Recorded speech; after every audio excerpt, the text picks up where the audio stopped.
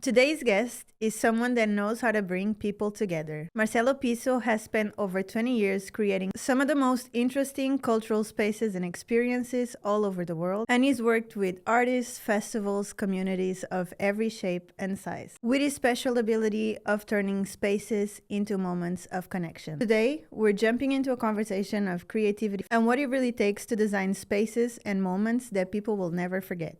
Welcome the mind behind those who dance to the Shotgun Podcast. Welcome, Marcello. Hi. It's so nice to have you here. Yeah. Oh my Nice God. to be here. I would like for us to start off with you telling us a little bit more about yourself. Well, the intro was amazing. Thank you so much. I'm Italian. First of all, let's start from the beginning. From the top. From Sardinia, which is a very specific place in Italy because it's kind of like the most different ones from the rest of Italy, and also the most isolated, right? So either like people stay there the whole life or you run away and explore the world, which is what I've done. I started like traveling around the world just because of like the curiosity of life. And I started like very early to feel affinity with arts and culture in general, and the need to create spaces where people somehow develop and learn and are exposed to to art, to science, to content that inspires them and brings them somewhere, right? So I started as a cultural manager, more specifically performing arts manager, and I started the journey from Milan to New York, where I've lived 5 years, then Berlin, where I lived 8 years. I love Berlin. Yeah, who doesn't? It's great. And actually was it's a very important city for what I'm doing now, right? With those who dance. And then I moved to Mexico City for 3 years, and now I'm here. And in between, like, I worked in many different cities. Always, I was lucky to do what I like in my life, which is working in the very difficult field of culture, where money is always missing, and it's very difficult actually because it's a mission. Like people are usually just like attracted by entertainment or cheap, superficial, the masses, or cheap superficial content because it's addictive, right? But like taking them to dig into something that has more quality, it's a big challenge. So a big up to all the cultural managers in the world that are doing this job as curators, promoters, whatever, producers, and because it's a life mission. As you said, I worked in many different projects, at the beginning from film festivals, the Sundance Film Festival and the New York Film Festival, to science conferences, Wow. to wellness events, to, I don't know, curating a Burning Man camp, or, very different things that, like usually when you're like a curator, you specialize more into one direction, right?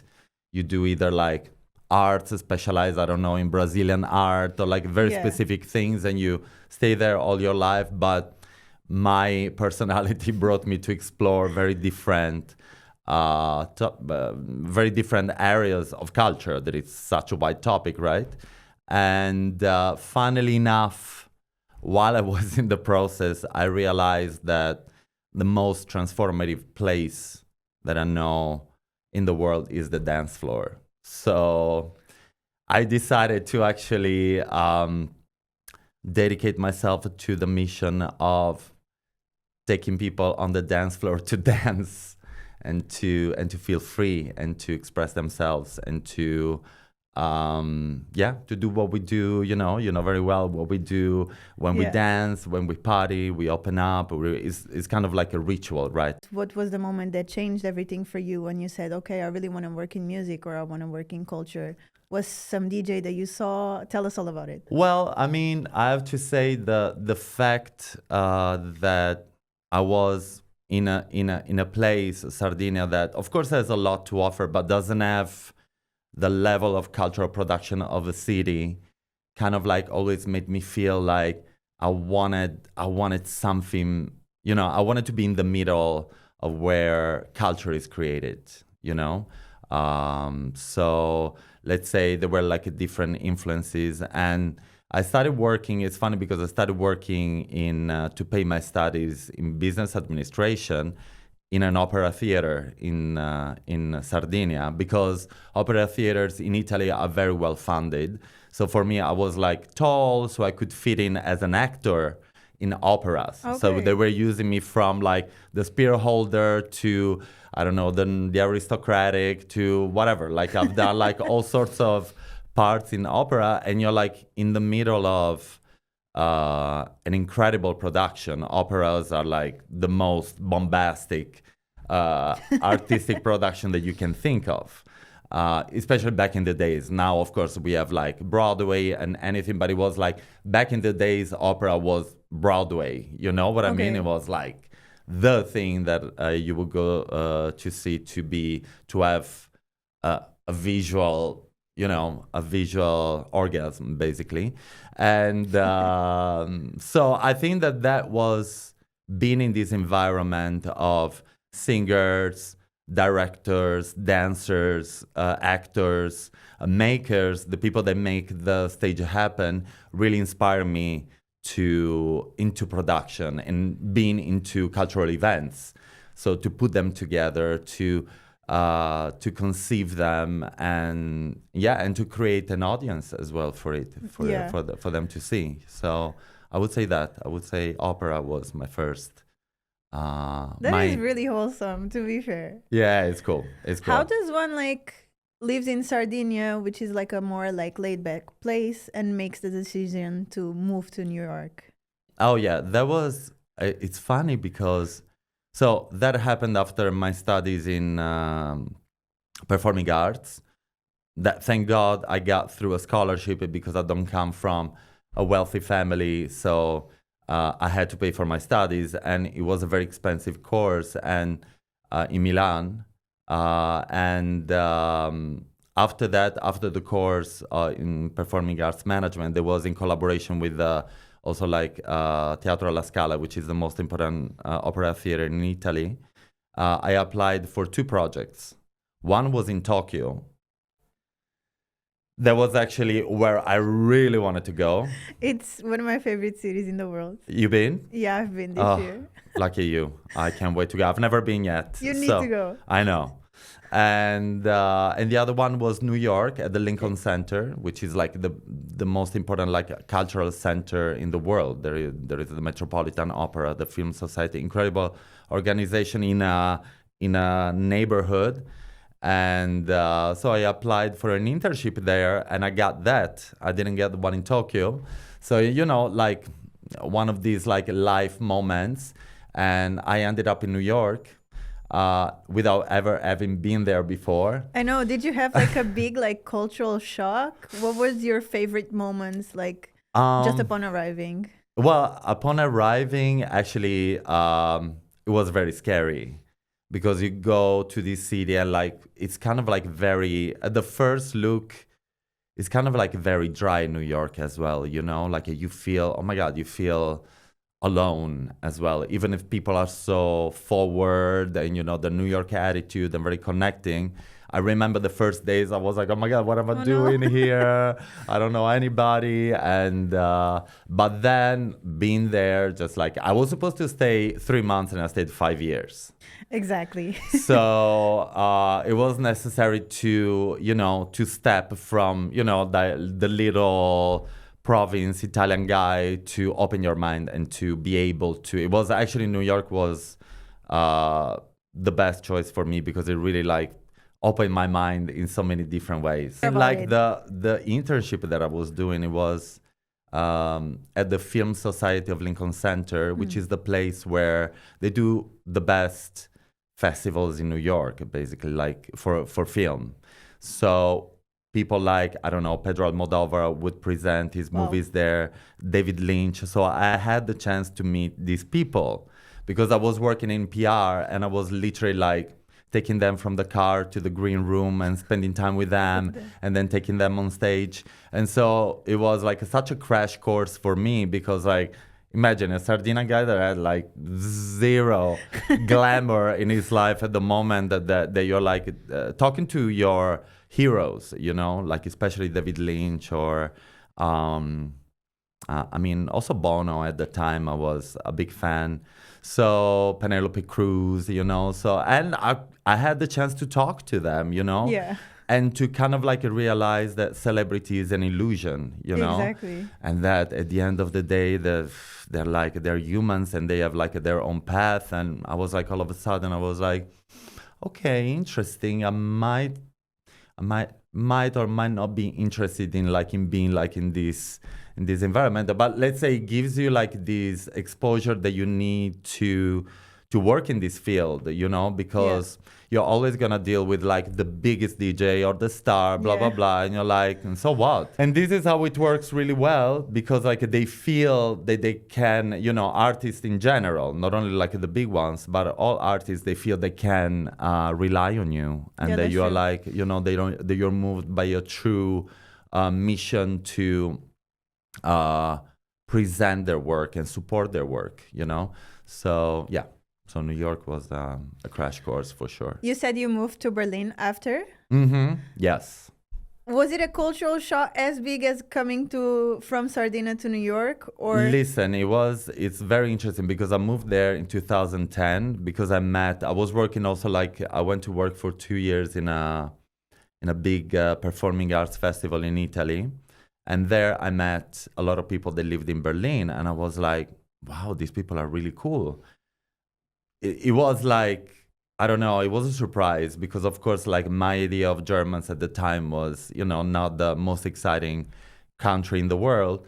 And then I met all of these artists and people that are still my friends. And I was like, I was ready to leave New York because after 5 years, my visa was kind of like expiring and I had to commit. And like you get in that cycle in America that, to be honest, I don't want to be part of. Now I totally understand why, even now that, you know, that we're so aware of how United States, you know, actually work, it was a very wise choice. And I moved and I just had the call from Berlin. Also, like I had this romantic vision of Berlin through David Bowie that spent one of his eras in Berlin. So I was like, let's see Berlin. Yeah. They said that you can get away with English as well. And it was like, of course, very starting to get known for the art scene, right? And so, and I go there, and it was just actually very natural. It was very natural right away. I had immediately the right community, the right friends. I was exposed to the type of like creative communities that I wanted to find in my life. And then in New York, to be honest, I didn't find. It's like it's very like work, but there is not really like this kind of like creative scene in New York already when I was there. Yeah. It's like in Berlin because like it's so expensive that everything is already like It's in always a boxes, hustle, you yeah. know?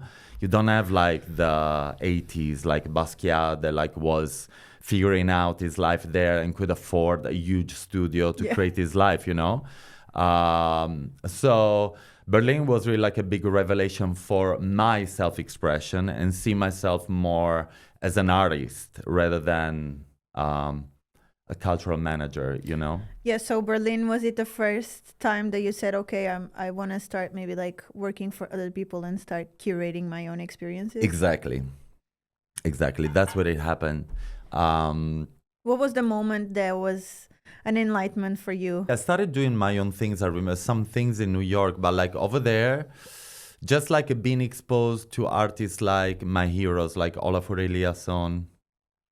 There is like a genius, a Danish genius that kind of like really invented, I feel, experiential art as we mean it today. You know, this idea of like art as an immersive piece rather than just an object, you know? So I had the chance to meet him, and then Ai Weiwei. There is this, is I think still the most famous Chinese artist, and befriending these people and being in their creative process and their studios, gigantic studios, I was like, Wow. okay. And they were like, you know, because Olafur is an architect, for instance, or also like Thomas Saraceno. They're like people that like studied something, but not necessarily studied like fine arts, you know? And they got through that, but they got through that in very like interesting ways, you know?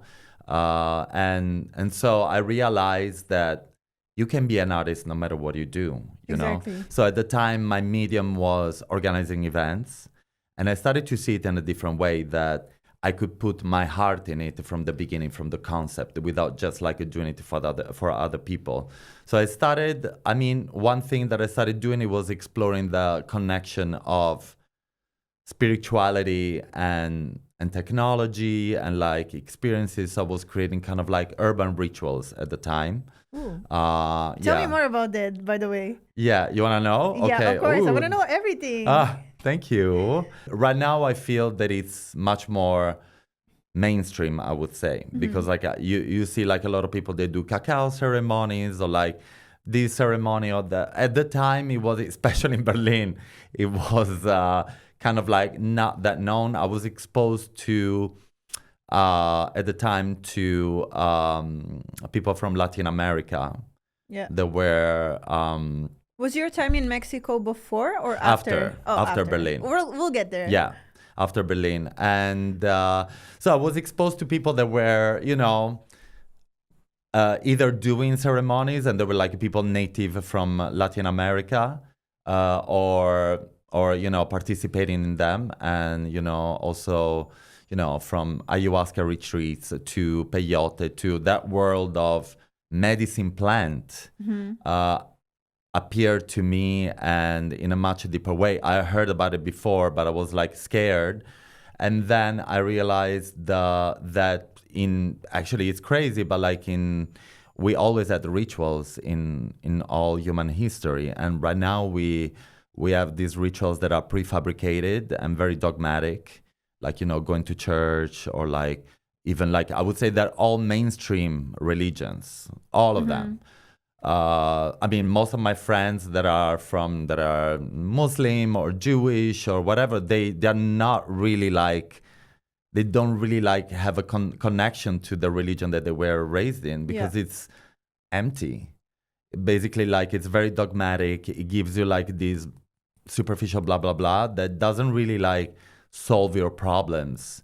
It doesn't give you answers. I remember when I was going to church, you know, like the priest would tell you, would impose you things, but wouldn't give you the chance to reply back because it's a mystery. So I was exposed to people that were actually incredible, that are incredible people, also successful in whatever they do. And they were looking for their balances through different like medicine rituals, technologies, really like spiritual technologies, like breath work that was starting to catch up at the time, or of course yoga. I've always practiced yoga since I was 18, but it was becoming like more meaningful to me what it does to mental health, because a big problem in our society is that we're going crazy. We're going crazy, girl.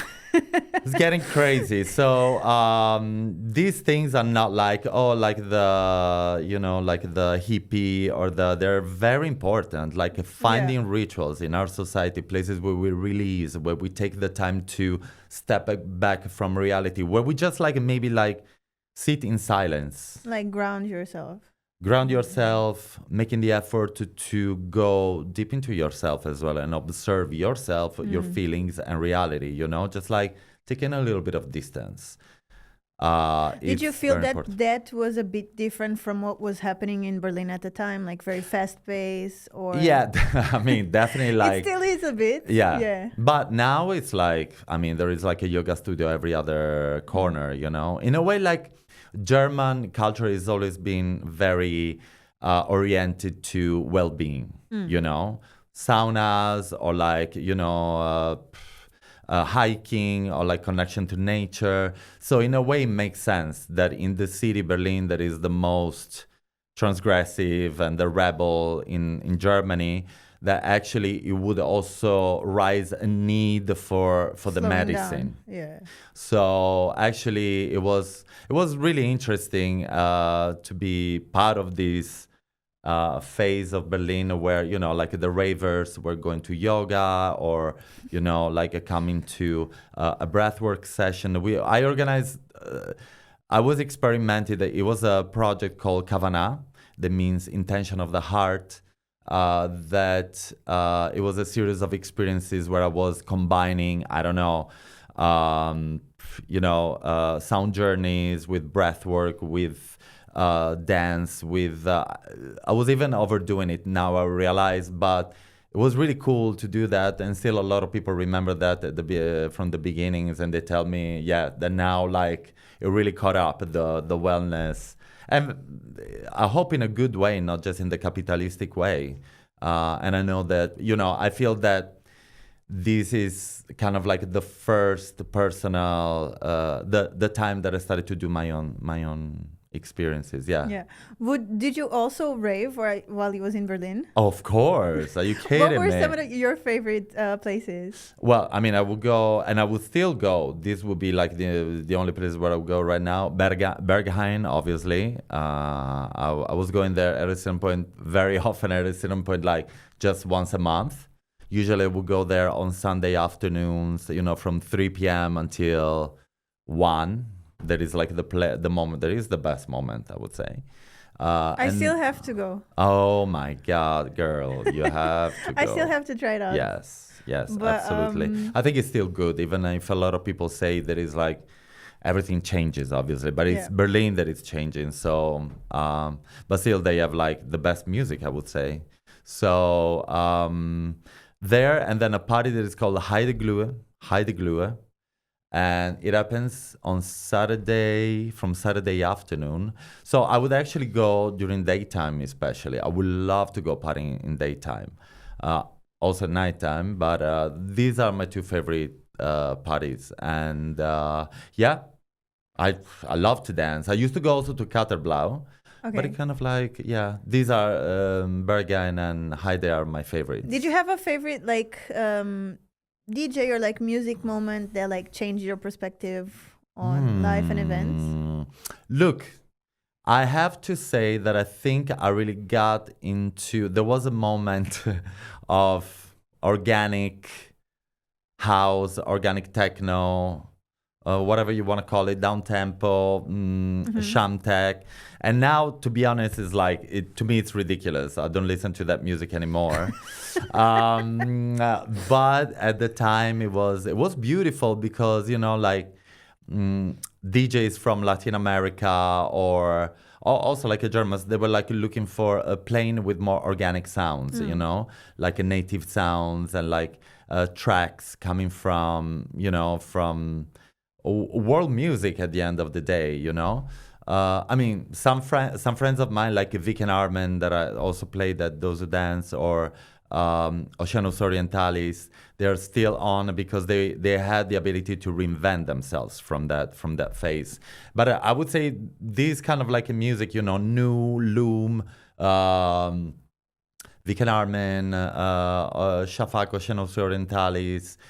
These are the DJs back in the days that like inspired me a lot to get more on the dance floor. But then, of course, at Berghain, I would love techno. You know, I would really go downstairs and like, I mean, you get the best, the best out there. Sometimes I wouldn't even know who was playing. So, you know, I remember right now a moment that I was like, just like traveling in a techno landscape, and there was like a sort of like a spiritual, mystical moment, you know. So I also feel like that raving can be spiritual.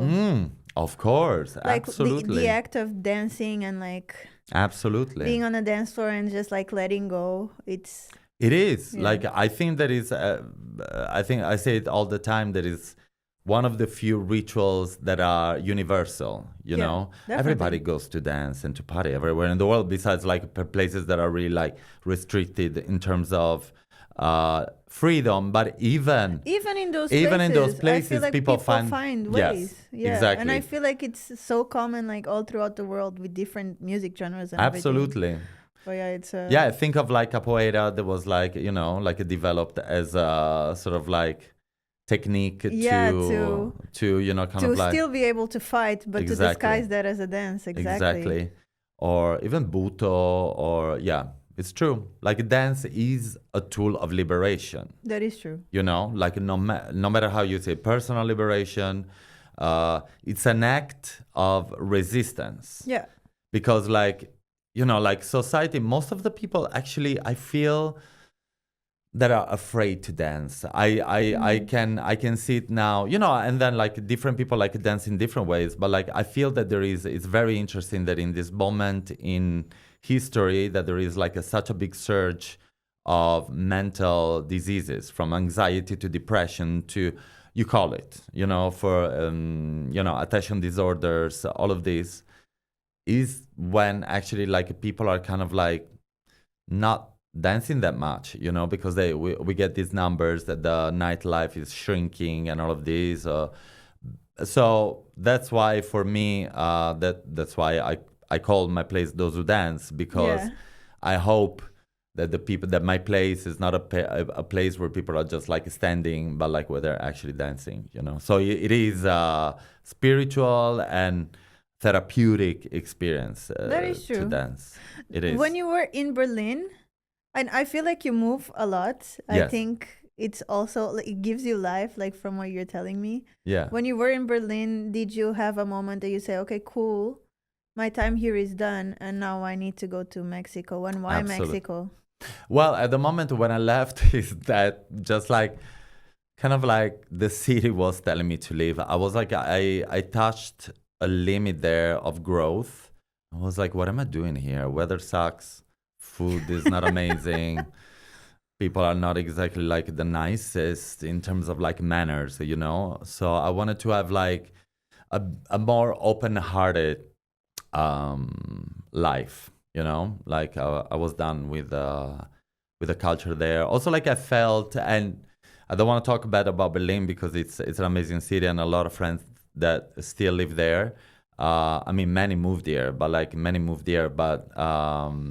yeah, so many still live there. That it was kind of like a repeating itself, you know. So it became more, you know. At the beginning, there were people that created what it means to be Berlin, and now I feel that a lot of people are dressing like Berliners. You know what I mean? It's kind of like repeating that. So for me, it wasn't interesting anymore.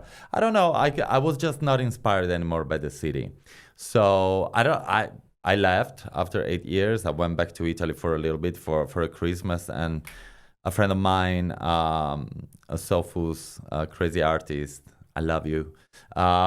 He asked me to be the best man for his wedding in Tulum. So I went there, and girl, next thing, I was in Mexico City living for 3 years until the pandemic, and it was life-saving because like you're going from Germany to a place like Mexico where heart is the vibration, where everything is juicy and fertile and beautiful, and so the it food. was.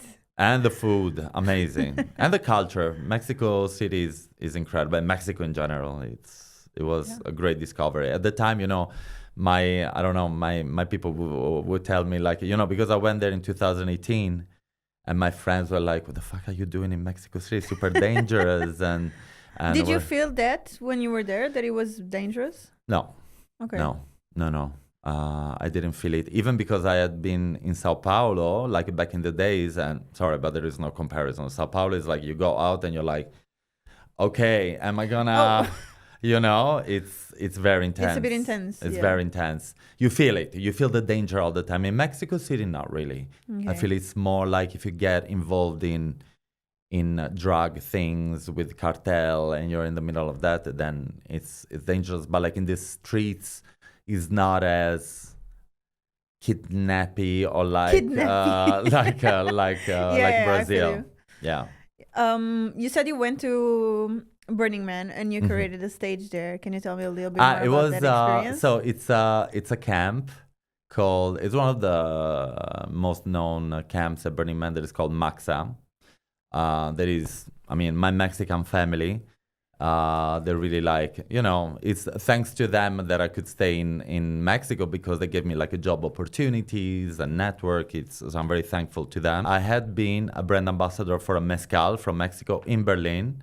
And like that kind of like put me in touch with the Mexican world. And yeah, they offered me to do the lineup for the Maxa art car.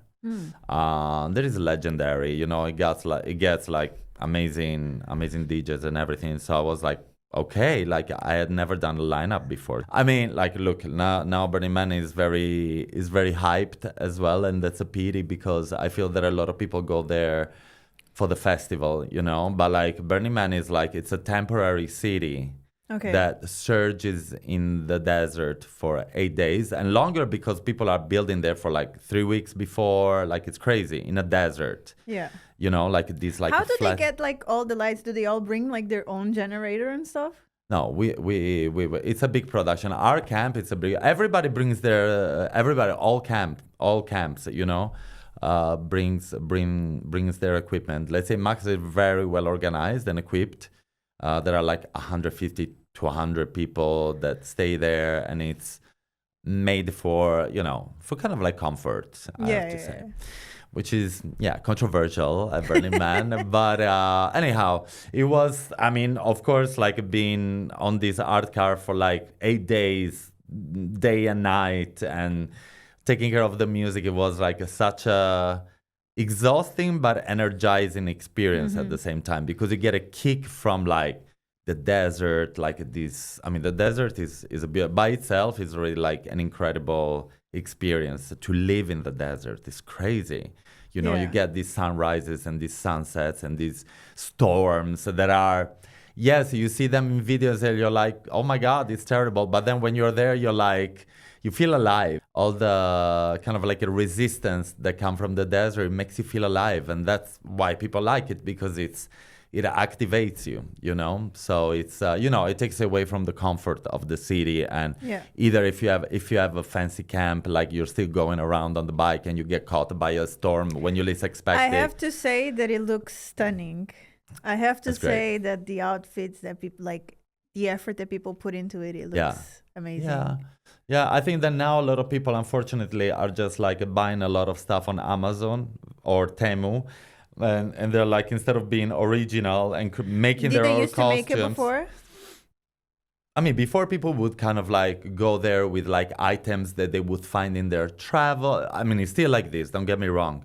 But I think people are kind of like in Berlin, like they're kind of imitating what's their idea of a Burning Man outfit. I see. Instead of like not being creating their creative own, and being yourself, But like with these experiences, especially if if like you're a culture maker, like we need to have these processes in our mind to avoid them, because it's possible to avoid them, and to keep things fresh and to innovate, and we have the responsibility to do that. Do you think that's something that you're trying to do with those who dance? Yes, absolutely. Actually, those who dance for me is like very direct, because it is by itself a statement. This is not, those who party. This is those who dance, Of course we party, those who dance party as well. But it's like, it's really about the fact that this metaphor of dancing, because no matter where you go, even like a Burning Man or whatever, you will see just like a few people that are dancing, and like most of the people are like not really like in their body. So for me, it's also like a statement of presence, that those who dance are people that, they are connected to their body, to outside. In the same time, it's a sort of like state of mind of connection with the rest of the world and yourself, and navigate it with grace, So it's also like a way of living, So I hope that, the people that come to those who dance, and hopefully the people that are building it, are people that think for themselves, and that and that dance. Definitely. You know. What made you choose Lisbon? Did you Uh, came here before? Was it your yes, first actually time Lisbon. here? Yes, I came here a long time ago when I still was living in Berlin, and I came here with a group of friends. First in the south, and then with another friend of mine, we went all the way up in the north, and I was just like enchanted. I mean, like I Yeah. went to Lisbon, and I was like, what? But for the whole Portugal experience, I was like, this is like it feels international, but like not so touristically burnt like a lot of places in Spain. It's kind of like it felt beautiful, but still livable. You Hmm. know. So I was like, I told my friend, babe, like when we're old, we should all move there and retire to. And then next thing, it's COVID, and Damn. a friend of mine, Diogo, a Portuguese prince. No, it's just like it's an amazing guy that brought. Actually, he was the reason why a lot of our friends moved here. And you know, we were there. It was like the second wave of COVID, and it was like I have a house in close to Lisbon where we can go and you know like be safe in the countryside instead of being in the city where everything is prohibited. Let's go there and let's you know gather our community there and let's spend this time of COVID there safely. And so we did it. And yeah, I don't know. I felt it was really right for me to be here when I arrived. It was I remember like landing in Lisbon and my nervous system was just like relaxing. I love that. So it was a homey feeling from the beginning, and I just love it. But I like even more that Portuguese are even more reserved, you know, because Italians and Spanish can be like very loud. Here it's more like there is more space for you to think and for you know, it feels yeah, it's more livable for sure. So yeah, that's how it happened. You've done like cultural experiences and you've created all these communities and spaces. If someone was in Lisbon for just one night, Hmm. what would be like a specific experience you would create for them? Just for one night, Yeah. I would I would take them to Sintra for sure. Oh, yeah. I would take them to Sintra. It's just like a magical place, and I feel that it's really like the essence of the magic of Lisbon. You know, yeah. I would start with a sunset, a walk. It needs to be really like from connection to nature to like taking them to some convent. There is like a convento dos Capuchos there. It's Yeah. beautiful, and then definitely like a dinner. I mean, one of my favorite places there is, oh my God, what's it called? It's this beautiful restaurant it's a fish restaurant on the beach, and you can see like the sunset, and it's beautiful. There is this natural pool. I don't remember the name. Anyhow, I would take Anyhow. them there. Probably music. I mean, of course, I'm supposed to say fado or something like that, You're or something. supposed to say whatever you want. It's your Um, experience. I would say just like I would expose them to a jam session of local artists for sure. I love That's what I that. would do. Because you know, like there are like all of the, it's part of the culture, you know, and it's like it's the best. So I would take them to the castle and probably do a breath work, I would say, to get them in a sort of like natural high, I would say, and get them to explore the castle that is like just like it's so much fun and beautiful, you know. Yeah. It's basically it's a castle that was built for the you know, basically to make parties, you know, like back in the day. And so it's like this mix of nature and this like a castle Portuguese architecture, just like fantastic. So yeah, and then a party there probably, you know, like I love it. from, you know, yeah, something like this. This would be the I think it's ultimate. perfect. Yeah, I would also love to join. let's do it. What's the most wildest project you've been a part of? Mm. Um, Wildest. I mean, I have to say probably the one that, I mean, Burning Man is it's fucking crazy. Of course, you're there and you're like putting up this show in the most adverse conditions. So it Yeah. was incredible. It was beautiful. Such a strong um, experience. Just like very rewarding. But I mean, I have to say I put together two of my favorite artists that are Ai Weiwei and Olaf Eliasson in a digital project that is called The Moon. And it got a lot of like, they're known in the art world, so it was kind of like a big deal in the art world. And for me, like putting together two legends like them that inspire me so much, and see them working together, and helping them to put together this digital. It was basically The Moon. It was just like a canvas, a digital canvas in the shape of a moon where everybody could draw something, So it was a testament because Ai Weiwei at the time was not allowed to leave China. He's a dissident, so it was going against the government and speaking up against the government. And they jailed him. They burnt his studio.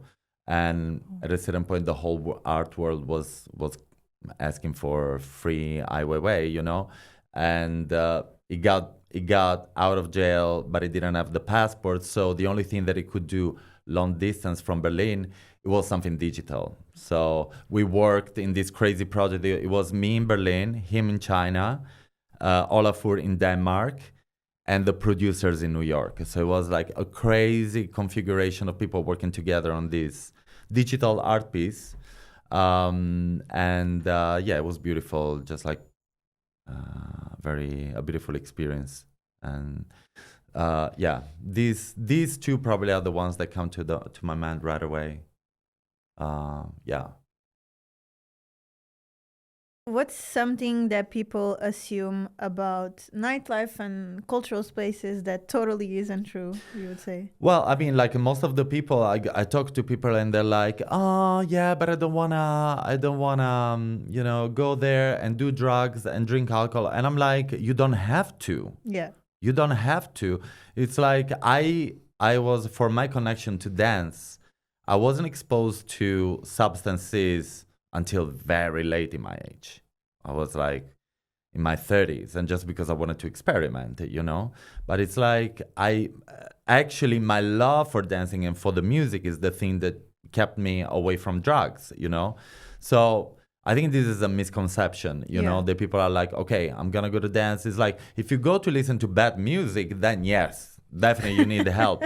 But like, if you go to listen to a quality space, believe me, you don't have to do that. And yeah, that is actually true. Most of my favorite DJs are sober, because of course, imagine if you're working in the field and you poison yourself. But I know that a lot are not. But I'm not saying that. I'm not criminalizing anything. But no, I'm just saying, like everybody can do whatever they want. But I just wanna say that actually, the dance floor can be a healthy space, and I see it. And I see it at those who dance. It's I feel very lucky of the people that are coming to my space, because I feel that they sense this kind of like more holistic concept of the dance floor.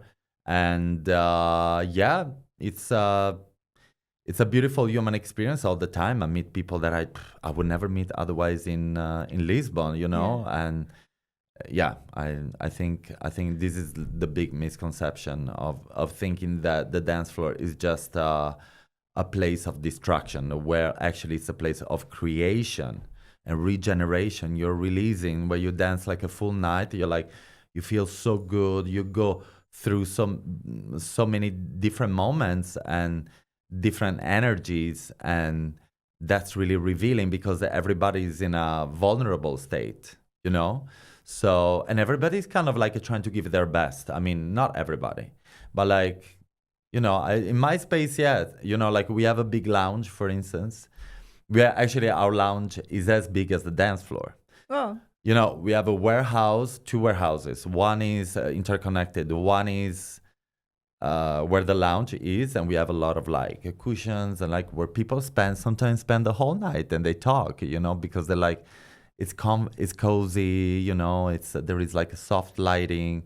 The music is not loud there, so it's like it's a place for regeneration and connection. And then the dance floor is where you only no phone, no talk, just dance. You know? I love that. Yeah. Do you have the no phone policy? Yes, I wish we should enforce it.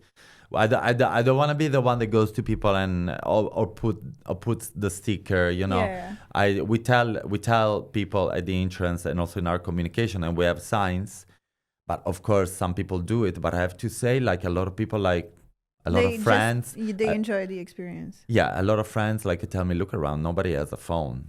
You know, and I'm like, wow, yes. I also feel like it's important for spaces to have that duality of a space where you can rest and chill and talk to your friends, and also whenever you want, go to the dance floor or vice versa. And I feel like a lot of spaces don't give you that option. No. Even No, I would say if you think about it, like most of the spaces, most of the spaces actually. they don't.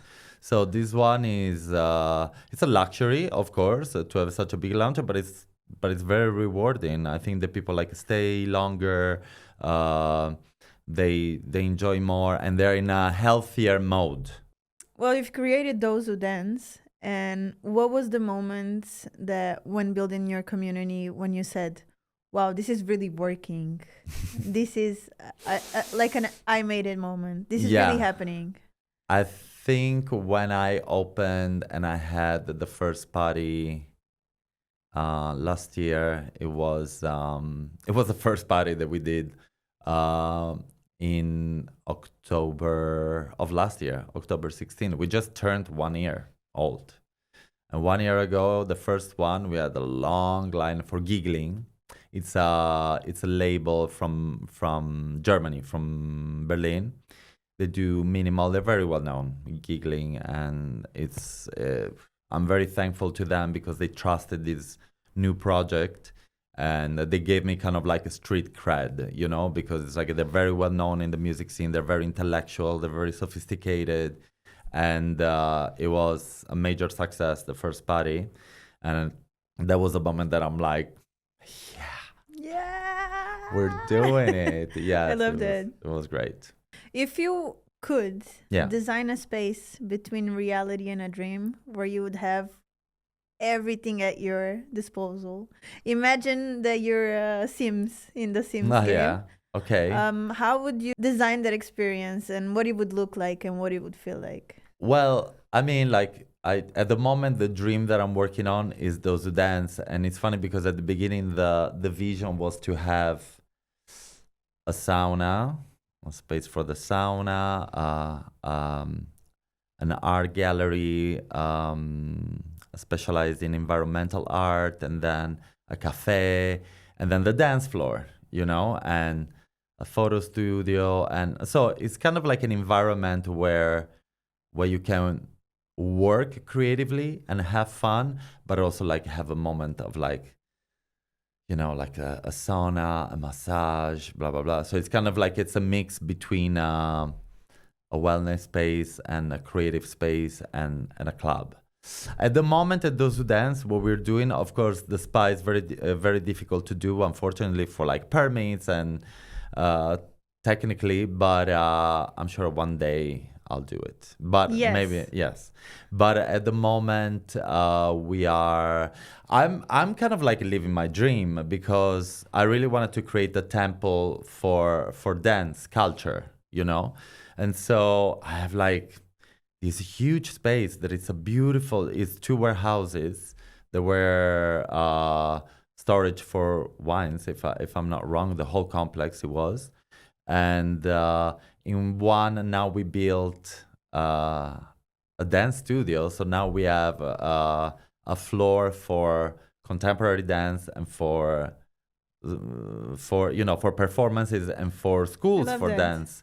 So in one room it's a dance studio and photo studio, and in the other one is the dance floor. And even if it's, of course, if I could, I have an idea, you know, of like different art installations and things. But to be honest, I wouldn't overdo it because the industrial element and aesthetics of the place, the old, is what really gives the charm to the places. So I wouldn't overbuild it or go crazy you need good sound, you need comfortable place, you need good lighting, plants, a good stage for performing and learning how to dance, and yeah, and just a little bit of taste to mix Yeah, I it. kind of love that Those Who Dance is sort of like a cultural hub as well, and it encompasses all your life experience. So you have the studio, you have the lounge, you have the dance floor, you have the plants. Yeah, exactly. So you're kind of like a space where you could do everything and still like explore yourself and still Yeah, connect. we're getting there. We have like a little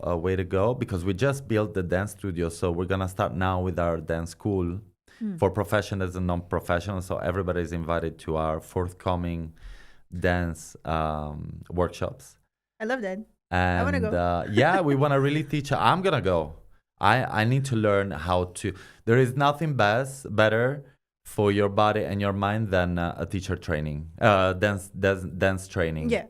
There's nothing best. It's really hardcore and difficult, but it's amazing, super fun, and you're learning how to move. And you're learning how to move, and you're learning how to. You're training everything. You're training your body. You're training your Everything. memory. You're training your musicality. As a matter of fact, the World Health Organization is the moment for statistics. They said that dance is the healthiest activity for your mind, to cure anxiety and depression, more than yoga, than meditation, than anything. It's like it's recognized. It's like dance. Yeah. It's like dance is medicine. So it's a cure. Dance is the cure. Dance is the cure. Yeah. You heard it here Yeah, first. dance is the cure. Dance is the cure. What do you feel is the biggest barrier to human connection in 2025? Yeah, we're too much on monitors, to be honest. It's really doing something to us. It's terrible. To me too. It's a struggle that we need to solve. I don't know how is that gonna be because they're everywhere, but like this telephone and we need to realize that they're bad and maybe like do without it for a while because like I mean, thank God, like I can see that there is like a big you will never crash human need to connect because we're social beings. But yeah, with the phone it's becoming a little weird. I see it also like in new generations. They're like I don't know, it's becoming a little cold, you know? Yeah, true. And also like in a way, cancel culture, how it's working, I'm happy that people can use social media to denounce something and everything, but also like sometimes we judge people without knowing them in person, so just because for something that requires a little more explanation, we destroy their lives. So we need to be careful with these instruments. We need to listen more. We need to be more human and more empathetic and compassionate. And I think that is a little going with social media because it takes us into black and white. There is no nuances. There is no listening. So because of the way that social media reward content, only if it's divisive, if it creates like a strong reactions, it passes the test. So I'm supposed to do something really naughty right now to get your attention. That's also the reason why you have the no phone policy at Those Who Dance. Absolutely. So is there a party or a collective that you have the dream of hosting at Those Who Dance? Man, like I knew that you would have asked me and I was thinking about that and I'm like, at the moment, I was lucky to work with a lot of people that I wanted to work with. And I have an amazing booker now that I gave up like the booking because you really need to be a professional and to have a good network that is realizing my dream to bring here a vibe that is not really, it wasn't in Lisbon. And there is like a circuit of kind of like elevated underground. And to be honest, I had a lot of, I have like people that I like, also like friends and producers. I mean, I want to keep on working with the ones that we work with. Basement Love, that is like, it's family. Yes. Basement Love with Tiago is incredible. Also like the last one was such a great vibe. Giggling is going to come back. we're working with Boa Viagem now. Like we started working with them, and we do amazing stuff. More DJs, yeah. I have like DJs that I want to bring, like Rosa Terenzi. I love her. She's an incredible producer. Or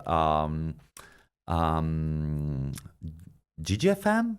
That's her name. She's an amazing producer. I don't know, it's kind of like new, fresh talents rather than like the big DJs. definitely. They fill a room. I'm not into that anymore, to be honest. Like if somebody wants to bring them, great. But like I'm not gonna make the effort to do something super commercial or I'm more interested in like new voices and yeah. And I'm bringing my friend Noor. She's an amazing DJ. She's Palestinian, and we're gonna do a whole week of Palestinian art and culture with her, which I'm really excited about.